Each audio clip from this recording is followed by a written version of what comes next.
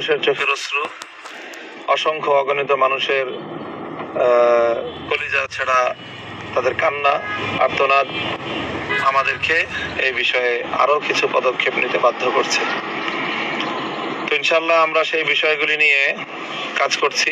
আমাদের যারা এই বিষয়ে দক্ষ রয়েছেন, এক্সপার্ট রয়েছেন, সেই বিষয়গুলি তারা খতিয়ে দেখছেন যে এখানে আমাদের কি কি করণীয় আছে।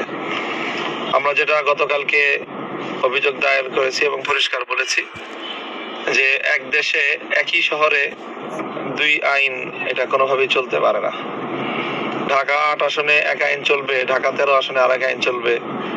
ঢাকা ৮ আসনে যেই গ্রাউন্ডে মির্জা আব্বাস সাহেবের ব্যালটগুলো বৈধ বলে ওনার পক্ষের বলে গণ্য হবে, একই গ্রাউন্ডে ঢাকা 13 আসনে মামুনুল হকের ব্যালটগুলো অবৈধ বাতিল বলে গণ্য হবে। এই ধরনের হঠকারী সিদ্ধান্ত মানতে তো আমরা কোনোভাবেই প্রস্তুত না এবং এটা সম্ভব নয় আমাদের পক্ষে মেনে নেওয়া। এই বিষয়ে সুনির্দিষ্ট অভিযোগ দায়ের করার পরেও রিটার্নিং কর্মকর্তা এবং নির্বাচন কমিশন সচিব মহোদয় তারা পরস্পরের দিকে তারা পরিস্থিতি ঠেলে দিচ্ছেন, দায় দায়িত্ব কেউ নিচ্ছেন না। কিন্তু এর মধ্য দিয়েই আবার রিটার্নিং কর্মকর্তা আমার আসনে প্রার্থীকে বেসরকারিভাবে বিজয়ীও ঘোষণা করছেন। তো এটা তো জনগণের ভোটাধিকার নিয়ে সির্ফ তামাশা করা ছাড়া আর কিছুই না। আমরা দ্ব্যর্থহীন ভাষায় বলছি যে আমরা যাবতীয় প্রক্রিয়া অবলম্বন করছি।